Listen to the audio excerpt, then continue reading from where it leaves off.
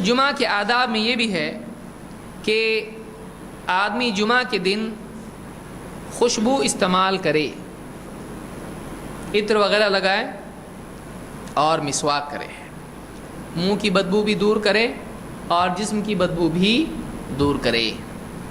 اللہ کے رسول صلی اللہ علیہ وسلم فرماتے ہیں ان ھذا یوم جعلہ اللہ عیدا للمسلمین، آج کا جو دن ہے اللہ تعالیٰ نے مسلمانوں کے لیے عید کا دن بنایا ہے۔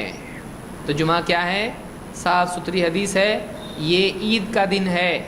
لیکن پچھلے درس میں بتایا ہوں عید مبارک بولتے اس لیے جمعہ مبارک بولنا صحیح نہیں ہے، کیونکہ ہمارے نبی ایسا نہیں بولتے تھے۔ فمن جاء الى الجمعۃ فلیغتسل، لہٰذا جو کوئی جمعہ کے لیے آئے وہ غسل کر لے۔ اس حدیث سے معلوم ہی ہوتا ہے کہ جمعہ کا غسل ہر آدمی پر ہے یا جمعہ کو آنے والے کے لیے ہے؟ جمعہ کو آنے والوں کے لیے ہے۔ یعنی کوئی آدمی اگر جمعہ کو نہیں آ رہا ہے کسی عذر کی وجہ سے تو کیا اس پر غسل واجب ہے یا کیا اس نے غسل کرنا چاہیے؟ ضروری نہیں اس کے لیے۔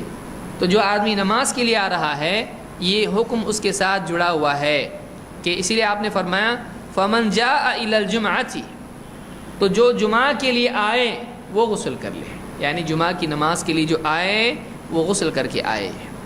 وَإِن كَانَ طِيبٌ فَلْيَمَسَّ مِنْهُ وَعَلَيْكُمْ بِالسِّوَاكِ، اور اگر اس کے پاس خوشبو ہے تو وہ اپنے بدن پر خوشبو لگا لے، کپڑوں کو خوشبو لگا لے، ہاں مسواک کا اہتمام کرو۔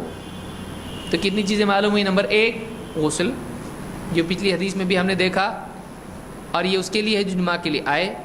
نمبر 2 خوشبو لگانا، اور نمبر 3 مسواک کرنا۔